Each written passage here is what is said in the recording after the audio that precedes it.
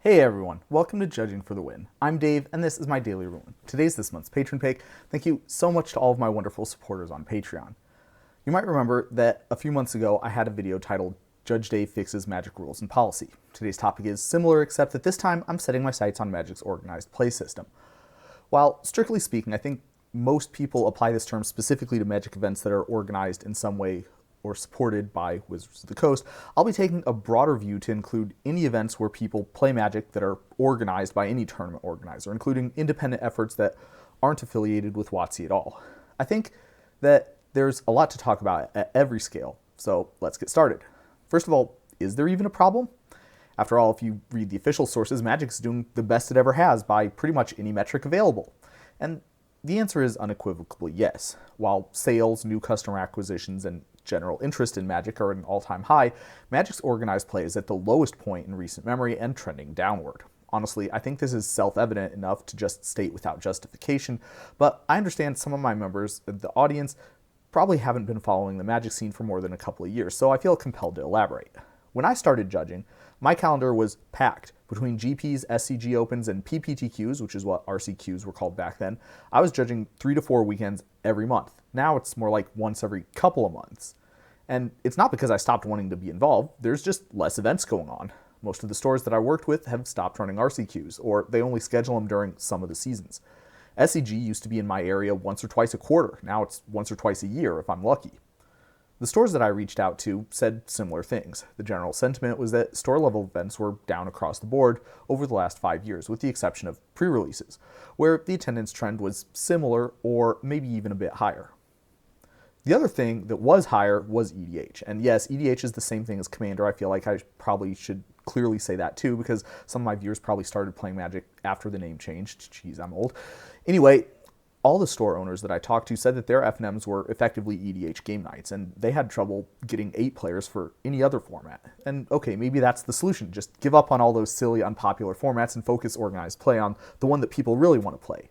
I'm sure there's some people out there who think that's a good idea, but I'm not one of them. Experience has shown that EDH has several inherent problems that make it a poor choice for the basis of organized play.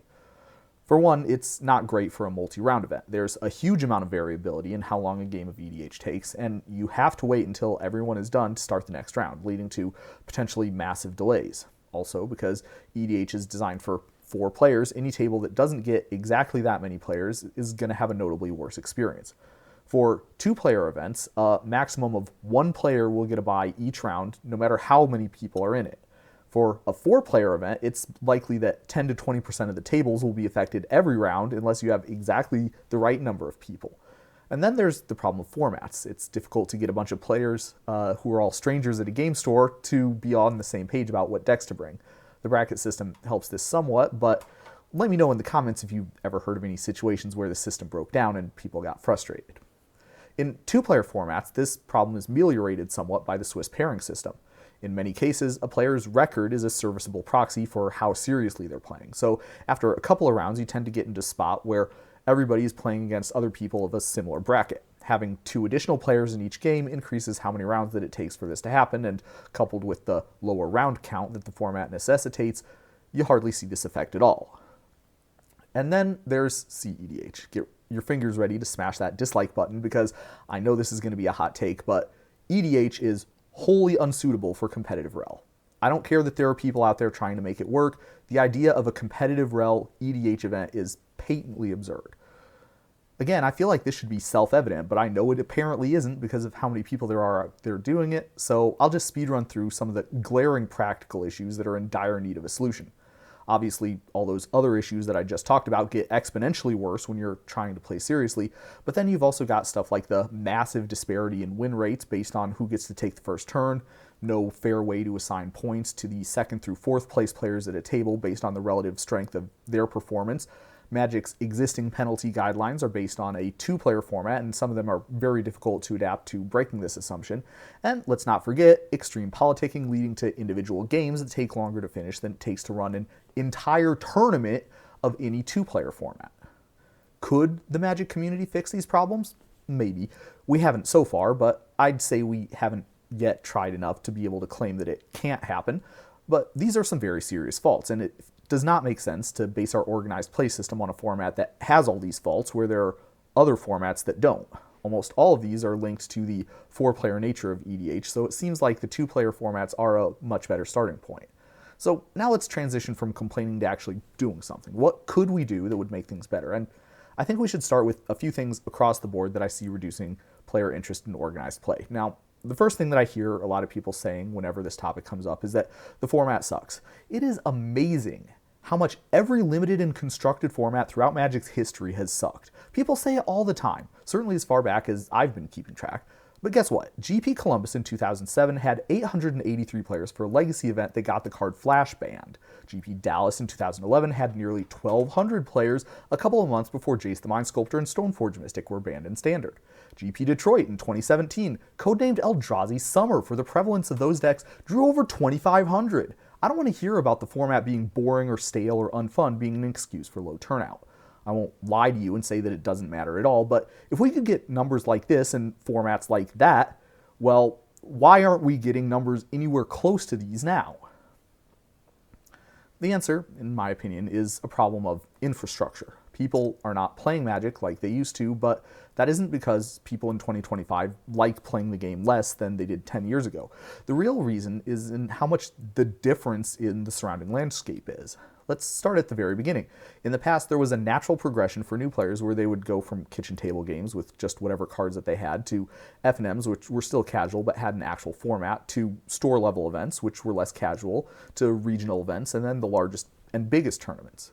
Each level fed into the next, both directly, for example, winning at one level could qualify you for events at the next, but also indirectly, since players naturally gained the skills, cards, and network that they would need to find success at each level during their experience in the previous levels. The problem we're facing now is that EDH has broken this chain right from the beginning. A typical EDH deck has approximately 0 cards in common with a typical standard deck. Mastering the skills needed to navigate an EDH game, politics, diplomacy, keeping track of complex board states, adapting your game plan to cards you've never seen before, do not set players up for success in 2-player formats where everyone is playing one of a handful of meta decks. This leads to a 2-track system where Magic players start out as either EDH players or other format players, and they never try the other track out. Now, this is a death blow to organized play because EDH is best when played with a regular play group at a kitchen table setting, and any deviation from this tends to lead to a worse experience for everyone, as discussed before. Anyone in the segment of the player base that prefers EDH is therefore discouraged from organized Magic, and everyone in the other segment loses out on those potential players. This is a hard problem to solve. It's kind of like a Pandora's box kind of a scenario. It's not like someone who prefers 4-player Magic is going to positively choose to play 2-player Magic instead. Can anything be done? Well, it depends on by whom. Wizards could certainly choose to devote some of the massive amount of resources that they've been pouring into EDH towards other formats, but why would they? Magic is doing the best now that it ever has, by all the metrics that they care about anyway.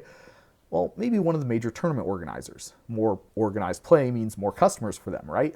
Well, they do have the incentive to try, and there certainly are some things that they could do. For example, hosting more events, offering larger prizes, making prizes in cash rather than in store credit. Unfortunately, all of these are relatively risky, and they involve putting money out for uncertain returns that probably wouldn't come for years down the road if they ever do at all. There are some things that would almost certainly work, but major tournament organizers haven't done those because today every large-scale organizer is also a Magic store. This means that they're reliant on having a good relationship with Wizards of the Coast. This is probably why you don't see proxy-friendly events at any of their shows, despite the obvious community support these would have. I also believe it's why we don't see brand partnerships taking a much greater role in the Magic tournament ecosystem.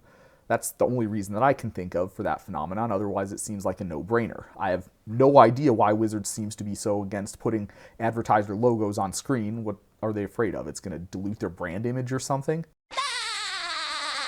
And so that just leaves your friendly local game stores. Now, you'd think that they're the most incentivized to try to grow organized play, since that's where most organized play happens, but it turns out that the competitive segment of Magic players is also the least profitable. It turns out that the same people who will do anything to eke out a competitive edge will also buy their singles online if they're 35 cents cheaper, and complain loudly about the amount of money in the prize pool compared to how much they paid in entrance fees. If you were a store owner, would you cater to people like that? Or would you cater to people who pre-order a collector box every set and buy 100 new cards every week? Now, with all that said, I think there is one group of people who really do have the incentive and the potential to make a positive change on this front, and it's judges. How many times do you see a story on Reddit or Twitter about a bad judge ruling that someone made at an event? It's hard to understate the impact that this has on people's days, especially someone who's new to organized play. Maybe I'm sensitive to this because I'm a public-facing figurehead associated with the judge program, and a lot of these stories make their way to me, but I definitely do have the sentiment that such experiences are becoming more common. There are a variety of reasons for this, but among the most prominent is the lower number of large-scale tournaments, reducing the opportunities for mentorship in the judge program. If you are a judge, use whatever resources you have to make sure that you're delivering the very best rulings that you're capable of. No matter how the size, scale, or scope of Magic's organized play shifts, Magic's judges will be along for the ride. Let's all do our part to earn the respect and authority that players and tournament organizers invest in us. That's all I have for you today. Thank you again to all of my lovely supporters on Patreon. Join me again next time for another Daily Ruling, but until then, I hope you have a great day.